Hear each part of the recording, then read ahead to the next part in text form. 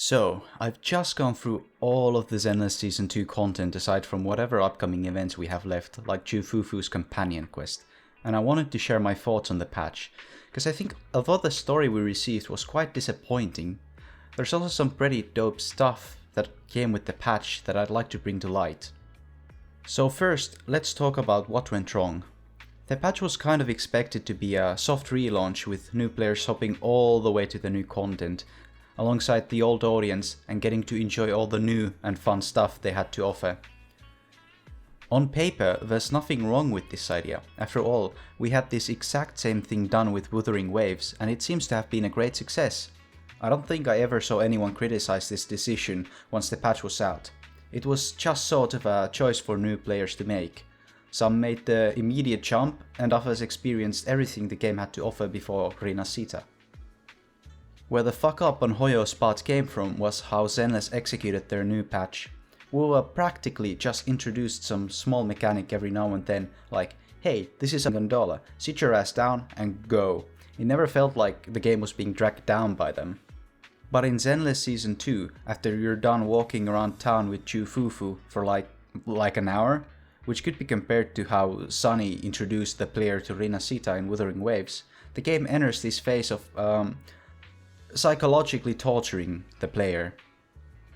The following 2 hours are completely void of any comics or cutscenes, while still managing to contain fairly slow and boring plot developments, mixed with tutorials and a complete lack of player freedom. You get exposition on why the coffee shop is there, why the video store is there, why the fortune telling stand is there, how to use them, and then followed by like several separate combat and exploration tutorials that are completely on rails. And once you're done with all that, you get a tutorial about an in-game event that you could easily have put at the very end of the current quest. And just like that, 3 hours of hell have gone by, and you finally get to sorta play the actual story. The finale definitely feels a bit flaccid after all that, but it still has a couple cool cutscenes, and overall a relatively decent finish. It's still a bit rough around the edges, but overall it was actually kind of fun at that point. After I had gone through the main story, I took a small break, I think about a day, and I jumped back in and started exploring the Lemnian Hollow. I actually enjoyed the atmosphere, and I definitely saw some potential there if the game had managed to tie its story and exploration together. Here's an example, here's a small clip of me running into an area with my asthma and beating a boss.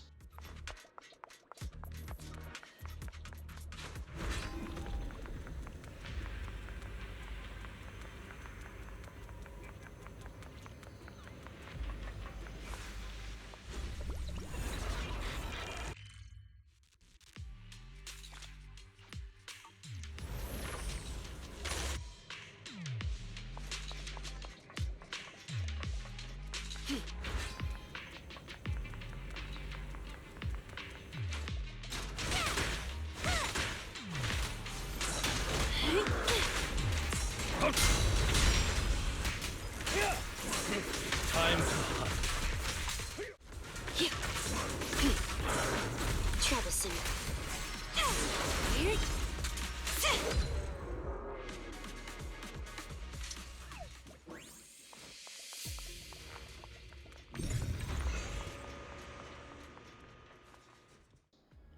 Pretty decent, right? I also think that exploring these small side rooms and doing some small combat challenges was decent enough. It was fun, nothing crazy. But I kind of had like this imagination of something greater. Imagine how fun it would be in a later patch where we explore like a completely new hollow that's massive in scale and with a ton of like exploration. So basically I think the main thing that Hoyoverse has to like improve upon is to avoid throwing so many tutorials at the player's face. And now that we've gone through the main additions, let's talk about the events. We have 2 permanent events, the Suibian Temple renovation and Gravity Cinema event. The Suibian Temple renovation, in my opinion, is kind of a bad addition to the actual game. I do like the idea of renovating the temple, but honestly, the time you need to spend managing it is a bit excessive.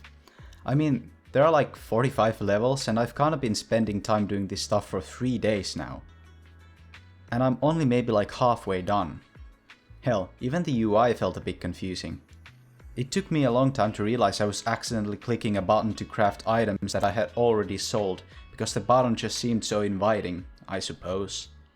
And sometimes I even think I started adventure missions without having done it.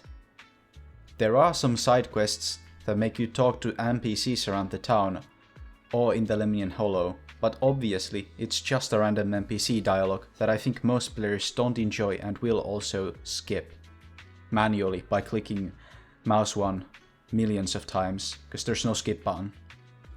So, then the other permanent event in Gravity Cinema. This one actually has some pretty good things going for it. It's split into 2 parts, one where you go in as Wise or Bell and play a minigame of clicking speech bubbles that appear, and another one where you watch a movie with agents or NPCs. The bubble clicking minigame is fairly fast, takes a couple of minutes per stage. It's also engaging enough to where it's hard to be bored playing it, but I don't think there's anything noteworthy about it. It's a famous scene.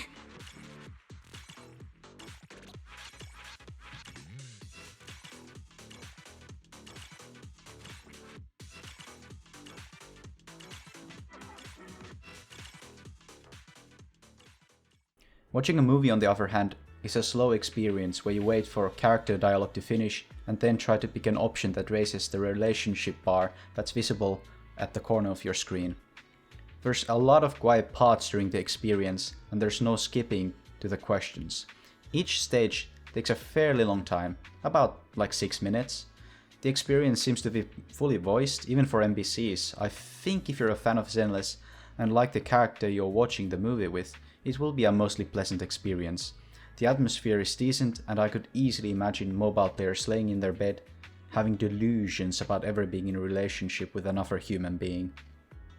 But on the flip side, I think if you're in it for the rewards or play it on stream, it's entirely possible that you would want to blow your own brains out.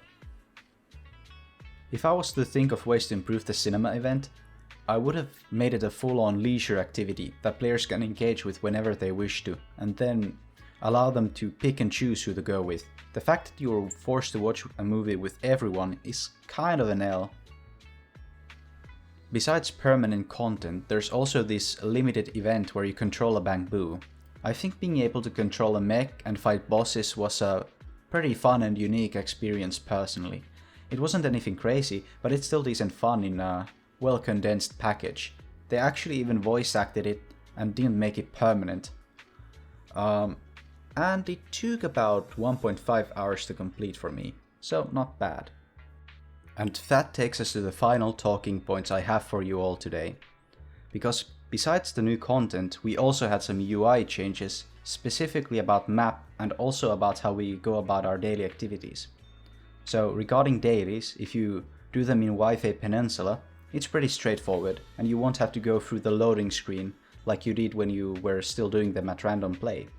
It's a very small change, but I actually think it's noticeable when you get into the routine of doing dailies again. Even Tin Master just gives you 80 energy without having to enter a store screen.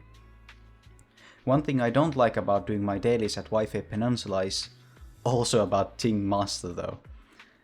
Now he only gives 60 energy, which means I won't get like the 80 energy one, which I sometimes need if I want to like specifically spend 100 energy 3 times.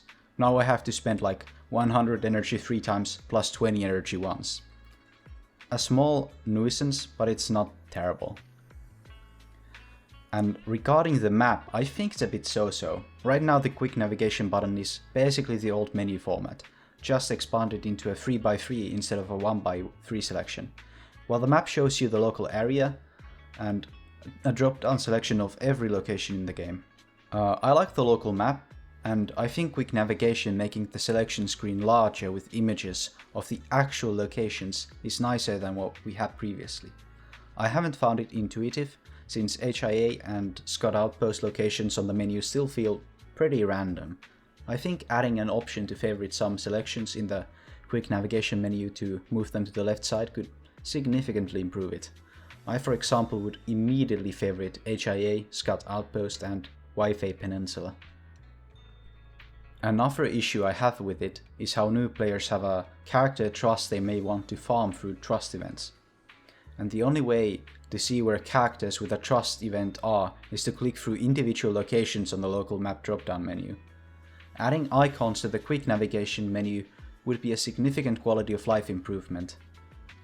And I also think that having so many locations on the drop-down menu on the local map is a bit crazy. And overwhelming, even for me as an old player. And then there's like this map that you can open. I think it looks very bland. It's like dots on a black canvas with a name on it. Okay, the very last thing, which I almost forgot. I have been playing with Ellen with her new buff, and I think she plays a lot better than she used to. So, that's it for my Zenless Season 2 launch thoughts. It's an overall pretty disappointing start, but it's not the worst thing ever. Let me know what you all think, and I'll see you later.